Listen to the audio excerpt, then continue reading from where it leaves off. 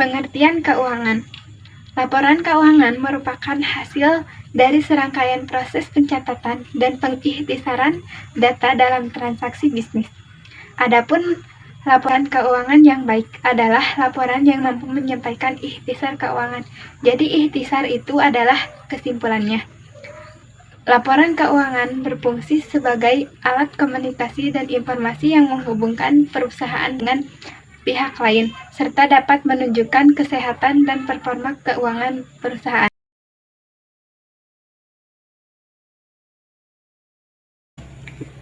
Urutan penyajian.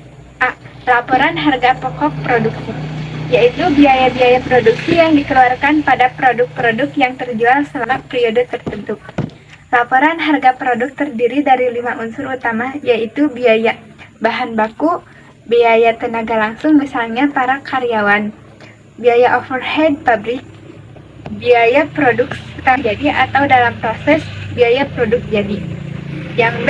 Laporan laba rugi. Laporan ini disusun secara sistematis tentang besaran keuntungan atau laba perusahaan dikurangi dengan perusahaan.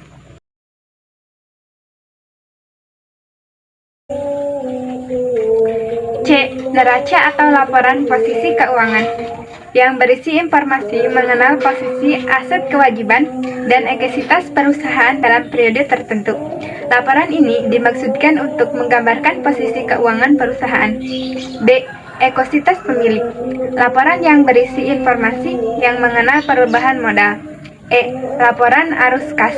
Laporan ini menunjukkan besaran kenaikan atau penurunan bersih dari perusahaan seluruh aktivitas perusahaan. Unsur-unsur laporan keuangan. Ada 10 unsur laporan keuangan. Unsur-unsur tersebut antara lain sebagai berikut. 1. Aset. 2. Kewajiban. 3. Ekuitas. 4. Investasi oleh pemilik. 5. Distribusi kepada pemilik. 6. Laba komprehensif. 7. Pendapatan. 8. Beban. 9. Keuntungan. 10. Kerugian.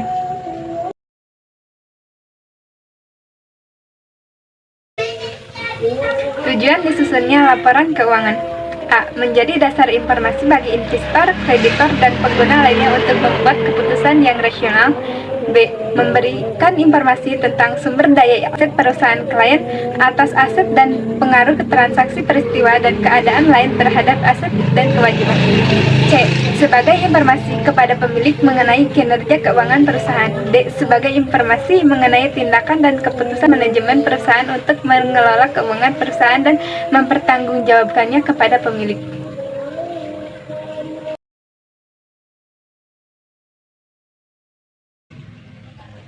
Membuat laporan arus kas.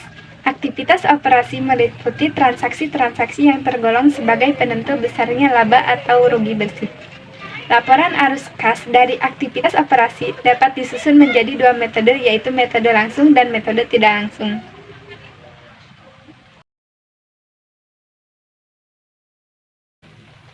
Metode langsung. Metode laporan laba rugi intinya adalah menguji kembali setiap komponen laporan laba rugi. Tujuannya untuk melaporkan seberapa besar kas yang diterima atau yang dibayarkan terkait dengan setiap komponen dari laporan laba rugi.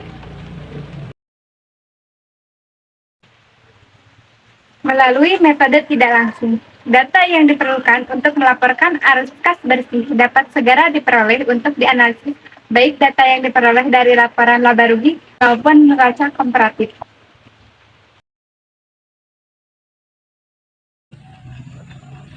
Tujuan laporan keuangan bagi organisasi bukan pencari laba. Yang ke-1, sebagai dasar dalam pengambilan keputusan mengenai alokasi sumber daya aset perusahaan. Yang kedua, untuk menilai kemampuan organisasi dalam memberikan pelayanan kepada publik. Yang ketiga, sebagai informasi untuk menilai manajemen dalam mengelola aktivitas pembiayaan dan investasi. Yang keempat, memberikan informasi tentang aset, kewajiban, dan kekayaan bersih serta kinerja perusahaan selama suatu periode tertentu.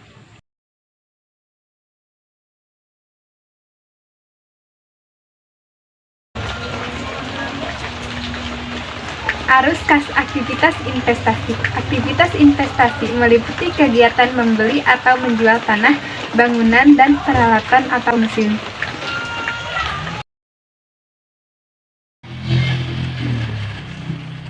Arus kas dari aktivitas pembiayaan merupakan transaksi-transaksi di mana kas diperoleh atau dibayarkan kembali ke pemilik dana, investor, dan kreditor. Contohnya kas bersih yang diterima dari saham, kas yang digunakan untuk menebus utang dari obligasi, dan pembayaran dividen tunai.